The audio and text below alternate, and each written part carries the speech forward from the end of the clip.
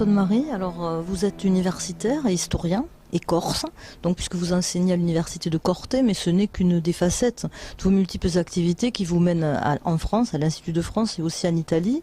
La Méditerranée, c'est votre terre de travail, c'est votre terre de pensée. Est-ce que vous pensez que c'est quelque chose comme une matrice importante pour ce qui va se passer en Europe? C'est obligé, je veux dire, la Méditerranée, alors nous sommes euro-méditerranéens, c'est-à-dire que nous savons en même temps, nous avons une partie européenne de manière claire, et puis malgré tout nous revenons, comme disait Georges Duby, aux origines, et nous revenons donc obligatoirement à cette terre et à cette mer qui nous est chère, qui est donc la Méditerranée. Donc oui, nous avons à la fois l'optique européenne, obligatoire, dans notre et puis en même temps la partie méditerranéenne en nous qui nous permet de comprendre à la fois des fois des choses qui sont plus difficiles à comprendre pour quelqu'un de continental, pour reprendre une forme claire. C'est-à-dire que tout ce qui se passe en Méditerranée, il y a toujours un peu une difficulté parce qu'il y a cette part méditerranéenne que nous avons en nous. Donc la Corse, c'est une quintessence de Méditerranée, mais vous dites en filigrane quelque chose de très très important. Vous dites que pour accéder à l'universel, il faut savoir passer par le particulier. C'est dans ce sens-là que ça marche. C'est obligé, vous êtes obligé de passer par... si vous voulez accéder à l'universel, il faut que d'abord vous posiez la question de qui vous êtes, comment vous fonctionnez, quelle est votre identité, quelle est votre identité par rapport à l'ensemble des choses qui sont autour de vous, comment vous réagissez à ces choses, comment vous réagissez au fait d'avoir une culture corse, par exemple, qui est une culture italique, entre guillemets, ou italienne, comme on veut. Moi, personnellement, le mot italien ne me fait pas peur. Et en même temps, d'avoir une partie de ma culture qui est une culture française. Et donc, et puis, bon, oui, de regarder aussi les liens qui peuvent exister dans l'ensemble de la Méditerranée, entre l'Italie, l'Espagne, la France, voilà, et puis bon, le Maghreb, tout ce qui entoure un petit peu donc notre île. Alors donc ce que propose le modèle Odyssea finalement c'est ça, hein, c'est-à-dire être capable de dire sur un socle commun qu'on est capable de reconnaître et de définir, être capable de dire sa différence et de la faire partager à des gens, avec le port comme espace de prescription sur la culture, sur les terres, sur la langue, puisque vous êtes corse, donc vous savez que la langue c'est un élément extrêmement important. Comment vous voyez ce modèle Odyssea? Comment vous l'expliquez autour de vous? Si vous voulez, le problème d'Odyssea, il est assez simple à comprendre. Vous avez une Méditerranée dans laquelle il faut rentrer. Vous rentrez par les ports. Vous rentrez par les ports parce que c'est naturel. Je regardais le cheminement derrière moi. Bien sûr, je rentre par les ports. Et en même temps, les ports, c'est quelque chose d'assez difficile à comprendre. C'est-à-dire que je peux avoir des périodes où les ports sont fermés, des périodes où les ports sont ouverts.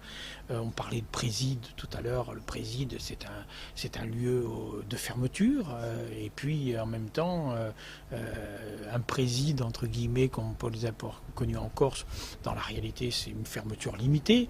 Donc voilà, il y a toujours cet aspect d'ouverture et de fermeture qui peut exister, et je pense que la Odyssea c'est peut-être un des moyens de l'ouverture, c'est-à-dire de réfléchir à comment, justement par cette matrice de la Méditerranée, et en même temps par ces différents ports par lesquels on peut rentrer, réfléchir un petit peu à notre identité d'homme méditerranéen, et en même temps de notre capacité à recevoir l'autre, à recevoir ceux qui ne sont pas méditerranéens et qui vont découvrir la Méditerranée et qui vont avoir besoin qu'on leur explique la Méditerranée.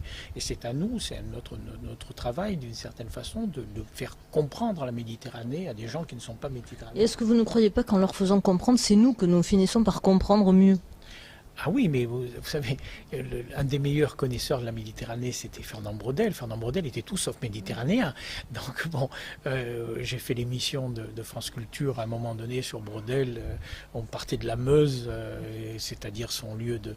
Et puis on arrivait à Rio de Janeiro, on passait, etc., par Gênes, par tous les endroits où Fernand Braudel avait agi, puisque nous on faisait l'émission sur Gênes, et je pense que c'était tout à fait important de comprendre la dimension d'un personnage qui à la fois n'est pas méditerranéen, mais peut comprendre la Méditerranée, peut-être même mieux qu'un Méditerranéen le comprendrait. Donc c'est à nous aussi de nous mettre à la portée, et en même temps de recevoir de gens qui nous voient un petit peu le regard qu'ils peuvent nous apporter.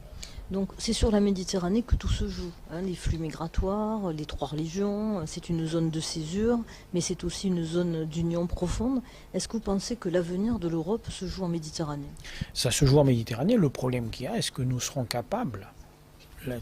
C'est une des grandes questions politiques du moment. Est-ce que nous serons capables à un moment donné de réfléchir la Méditerranée peut-être autrement? Parce qu'aujourd'hui, si vous voulez, l'Union de la Méditerranée est en panne. Elle est en panne parce qu'il y a le problème israélo-palestinien, parce qu'il y a le problème syrien, parce qu'il y a le problème maintenant égyptien, etc., qui commence, libyen à un moment donné. Et tous ces ensembles-là, peut-être voir peut-être un petit peu ce qui nous rapproche, nous Méditerranéens, et peut-être passer par une autre conception, mais nous serons obligés de passer par les États, et les États ne rentrent pas forcément dans une optique méditerranéenne. Oui, et puis les États sont encore dans une optique post-coloniale qui pèse beaucoup. Oui, mais ça c'est d'une manière globale, si vous voulez. C'est bien sûr, il y a le problème des anciennes colonies. On le voit de façon très très claire dans tous les débats. Je me souviens d'un débat italien extraordinaire sur la question coloniale où on nous disait est-ce que le système ce serait pas bon, ça serait pas de revenir aux colonies? Pourquoi pas? Voilà le genre d'argument. Voilà. Non mais voilà, donc une réflexion. Oui, bien sûr, les États sont un petit peu en retard par rapport à la volonté qui paraît assez globale, je veux dire, du monde méditerranéen de se retrouver en tout cas sur un certain nombre de valeurs qui sont les nôtres. Vous savez que quand les mentalités sont prêtes, c'est gagné. On peut l'espérer. Merci, je crois que ça sera le mot de la fin.